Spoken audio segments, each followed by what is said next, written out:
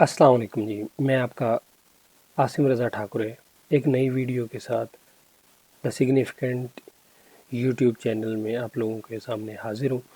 आज का जो हमारा टॉपिक है वो काई स्क्वायर टेस्ट है। ये इससे पहले भी हमारी इस बात हो चुकी है बाइनोमियल में।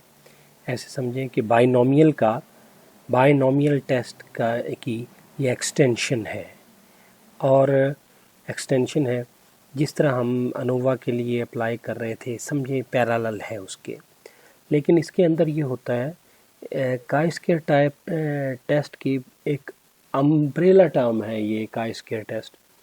इसके अंडर बहुत सारी टाइप्स आती हैं, लेकिन आज जो हम पढ़ेंगे वो काई स्क्वायर टेस्ट में फिटनेस ऑफ गुड है। फिटनेस ऑफ गुड जो अप्लाई होता है वो हम जब अप्लाई करना चाहते हैं तो दर हकीकत एक कैटेगोरिकल वेरिएबल होता है और एक कैटेगोरिकल वेरिएबल की जब ज़्यादा कैटेगरीज होती हैं, 2 भी हो सकती हैं, उनके ऊपर भी अप्लाई हो जाएगा।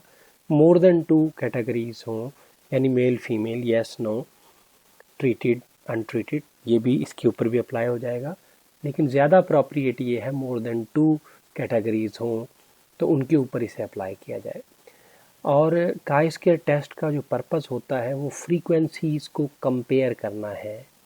ठीक है, पहली कैटेगरी, दूसरी और तीसरी कैटेगरीज की जो फ्रीक्वेंसीज़ हैं उनके दरमियान एक सिग्निफिकेंट डिफरेंस है या सिग्निफिकेंट डिफरेंस नहीं है। ये mostly chi square test case control studies में और एपिडेमियोलॉजिकल स्टडीज़ में आपको देखने में मिलेगा।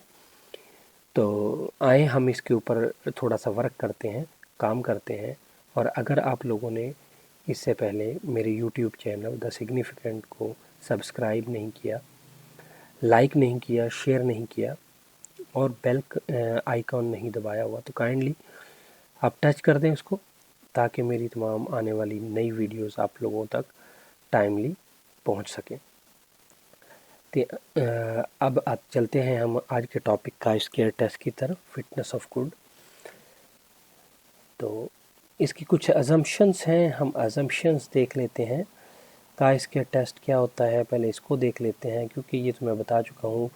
One group goodness of fit test है, इसको जो है पियर्सन काई स्क्वायर भी कहते हैं। इसका दूसरा नाम पियर्सन काई स्क्वायर भी है। इसको मैं यहाँ से पियर्सन काई स्क्वायर भी दूसरा नाम है।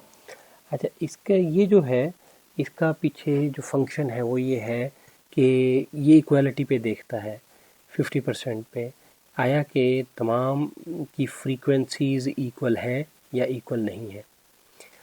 जो आपके न्यूमेरिकल वेरिएबल्स होते थे उनके तो हम नॉर्मलिटी फाइंड करते थे, और अगर डाटा नॉर्मल है तो मीन्स को कंपेयर कर लेते थे, अगर डाटा नॉर्मल नहीं है तो मीडियन या मीन रैंक्स को कंपेयर कर लेते थे। लेकिन डाटा हमारा इस वक्त न्यूमेरिकल नहीं है, कैटेगोरिकल वेरिएबल है, और उसकी कैटेगोरिकल वेरिएबल्स की तो फ्रीक्वेंसीज़ हो सकती है ना, तो हम उनकी फ्रीक्वेंसीज़ का कंपैरिजन करेंगे। तो उसके लिए हमने जो सूटेबल टेस्ट है, हमने जो समझा है वो काई स्क्वायर टेस्ट है, फिटनेस ऑफ गुड। तो इसकी कुछ अजम्पशंस हैं उसके। नंबर 1 कैटेगोरिकल वेरिएबल होगा। ये डाइकोटोमस हो सकता है, 2 कैटेगरीज वाला। नॉमिनल हो सकता है, मोर देन 2 कैटेगरीज, 3 कैटेगरीज हो।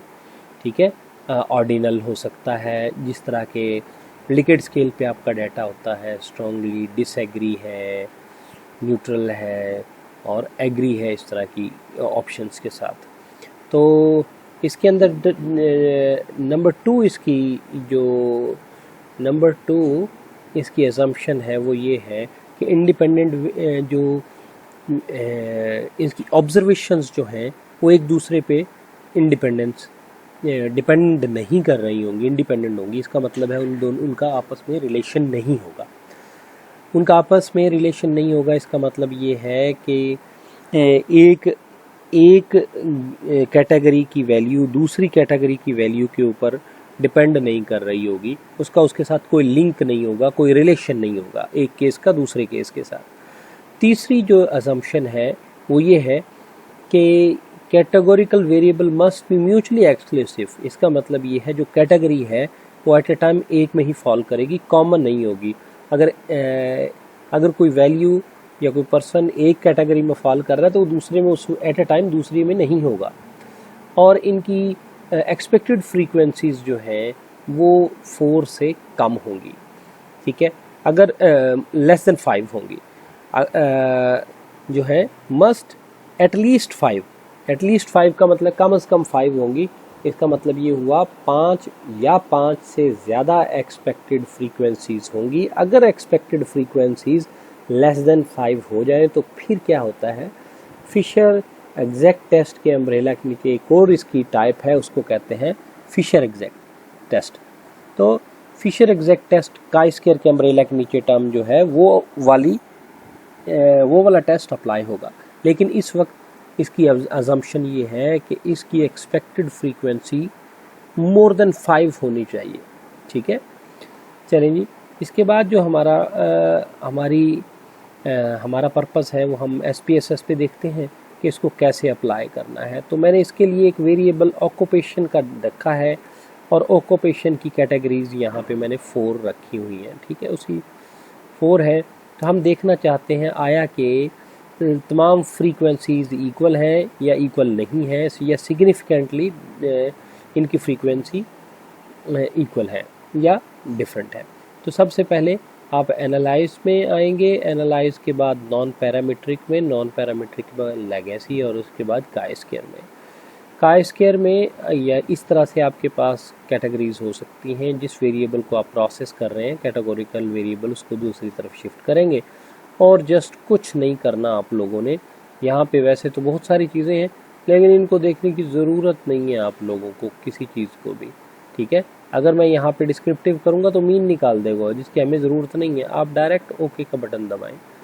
तो यहाँ पे उसने देखें ये ऑब्जर्व्ड फ्रीक्वेंसीज नंबर्स हैं, ऑब्जर्व्ड।